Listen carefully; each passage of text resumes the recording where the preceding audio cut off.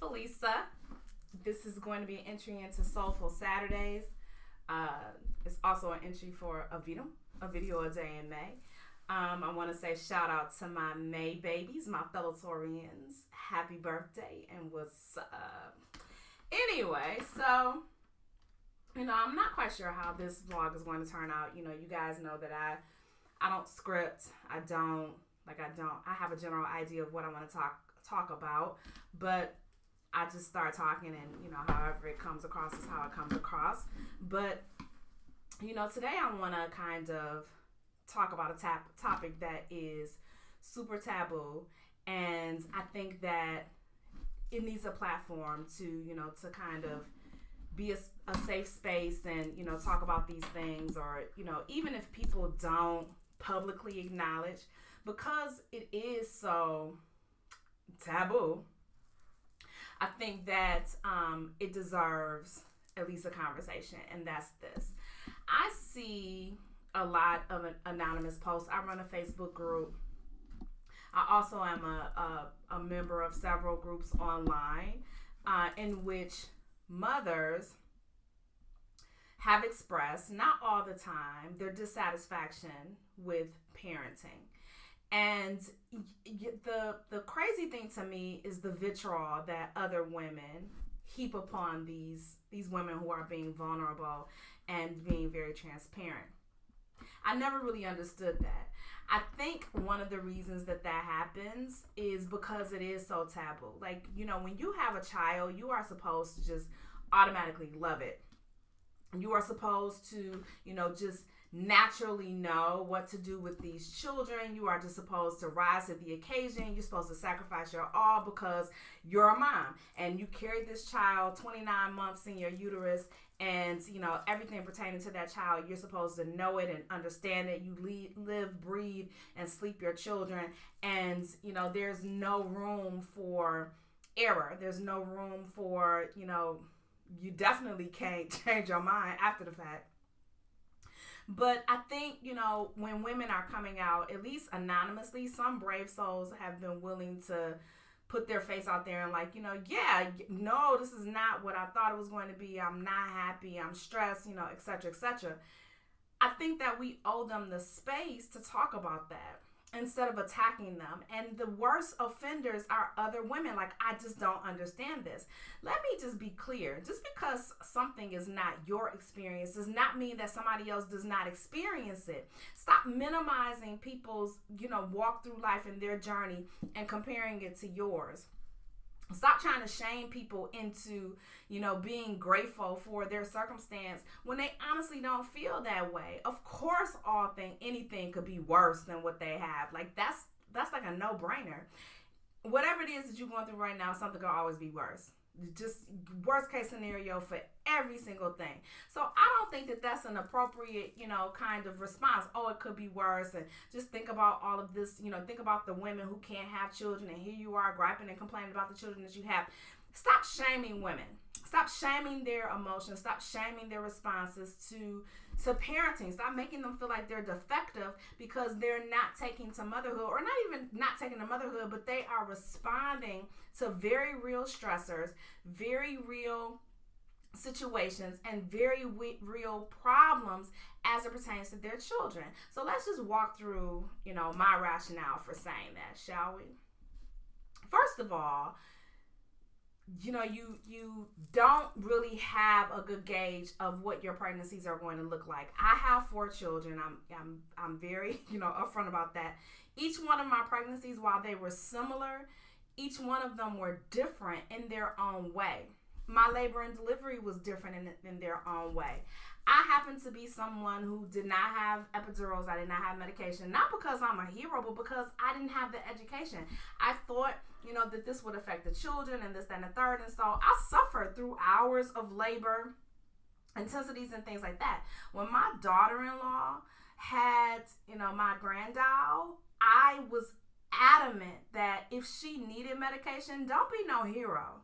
Like, you don't get extra trophies and extra, kudos. There's no extra bonus money in your check or, extra Mother's Day incentives for you to suffer while you're delivering a child. Medication is available for you if you need it. If it's that uncomfortable, do what you need to do so that you can get over this initial experience, because you're gonna need your strength later. Like that.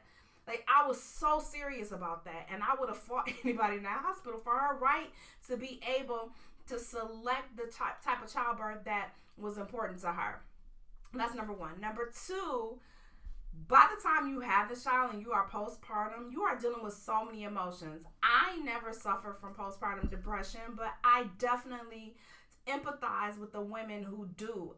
They have my heart. I can't even imagine their pain. I know being sleep deprived as a mom, many times over, getting up with a newborn in the middle of the night.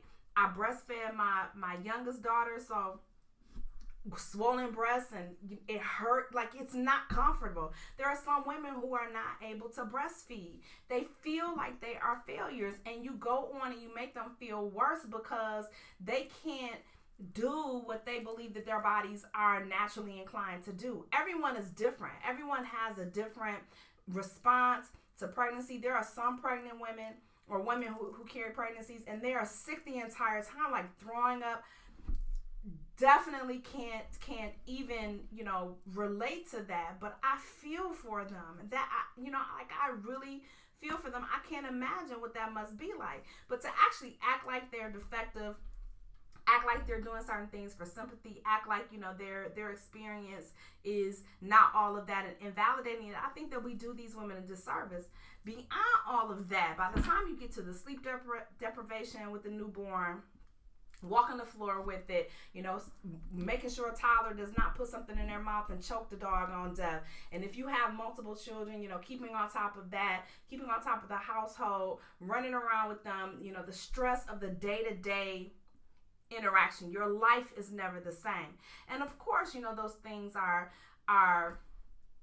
wonderful and enjoyable if you're a person that enjoys that. But if you had no idea that this was the level of involvement and stress and running around and all that kind of stuff, it can throw you off your square. By the time my children got to be really fully in school, they were like, except for the first two, every 4 years. So one was graduating from somewhere, high school, middle school, another one was coming in.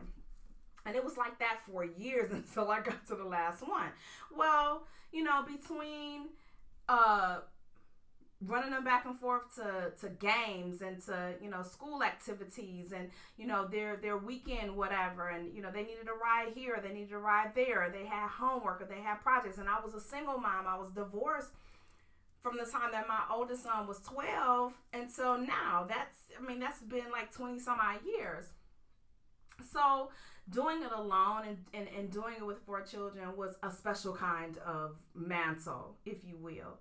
So I definitely understand when women are trying to convey, this is not necessarily what I signed up for and I ain't really enjoying it.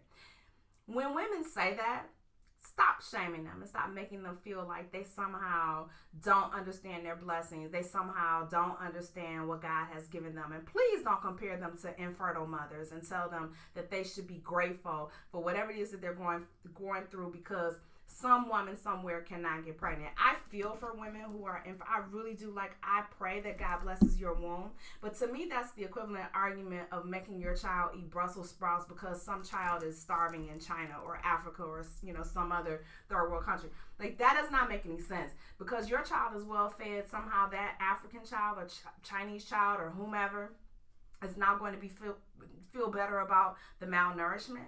I understand that the emphasis is on being grateful. I get that. But even in your gratitude, you can be overwhelmed. Even in your gratitude, you can be stressed. Even in your gratitude, you can be like, Lord, I'm going to need some help because I just am unable to can today. I would really like to can, but I'm not able. That is as real as it possibly gets. Stop denying people that space to be able to say that. Stop denying people that grace to be able to come out and say, you know what, right now, I'm so overwhelmed and I'm so, like, I've had it.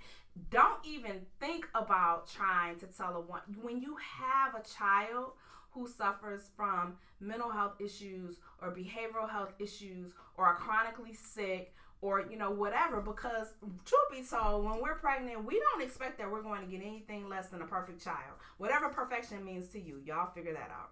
But whatever perfection means to you, you don't think that you're going to get anything less than that. Truth be told, I got a child with ADHD he wasn't, in my opinion, he wasn't a bad child, but he was difficult because he could not sit still. And I had him in Catholic school, and the nuns were not having any of that. I got calls every single day about his behavior. And, it got to the point where it was frustrating for me, and it was frustrating, I can't talk, for my child. And so I wound up taking him out of that environment and finding another school that will work with him and, help him kind of learn how to curtail some of that energy, and actually helped him to learn how to channel that. If I had been more aware, I would have made sure that he had counseling on top of that, because around that time, his dad and I, or my ex-husband, he's the father of all the children, but their dad and I got divorced. And so that impacted him in a way that I could not have foreseen. And so, I would have done that extra precautionary step for him, because I think that is important. Then I didn't realize that one of my children was suffering from anxiety, and he only came out probably in college, where he said that he didn't know that there were panic attacks, and he just kind of would suffer through it. I felt like crap. Like, what the heck? Like, seriously? So, you hear those kinds of things, and you wonder, like, where did you miss it, and how did you miss it? Well, it's very easy, because you're just not cognizant of what the symptoms are, or what the presentation is, or what the manifestation or things like that. So I strongly recommend that parents, when they have a child who is going through different things, they present differently. There's nothing wrong with some counseling for the entire family. You too.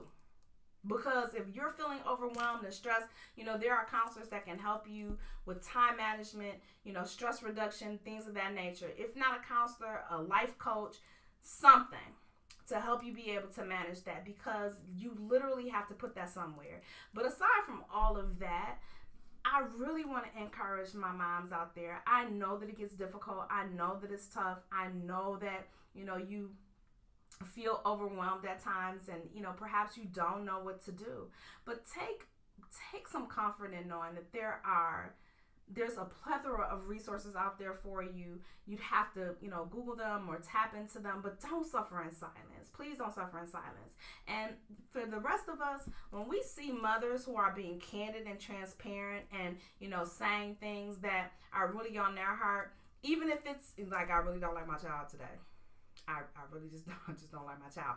We can say that about our men. I've seen women say that about their husbands. Yeah, I really just don't like him today. That is a natural emotion. That does not mean that she does not love that child. Does not mean that she's doing something mean or malicious to that child. Does not mean that she's neglecting that child. It just means that whatever that child is presenting at that time, that the behavior or just the stress of feeling overwhelmed, like, yeah, I really am not enjoying. And even if it's not, like, I don't like my child. Maybe it's not that deep. Maybe it's just like, yeah, I'm just not really enjoying being a mother right now. Like, I'm just not. Respect that. Give her the space to be able to say that. Support her. And if you know of resources that will help her, direct her to that. Stop vilifying women for telling their truth and speaking their truth. That's why so many of us suffer in silence, and it's killing us. We gotta stop. My name is Felisa. I hope that you enjoyed this message. Please leave your feedback below if you have any. I would really appreciate it if you would hit the subscribe button and the notification bell to keep me alerted when I upload new content. I love y'all, and I will talk to y'all later on. Bye.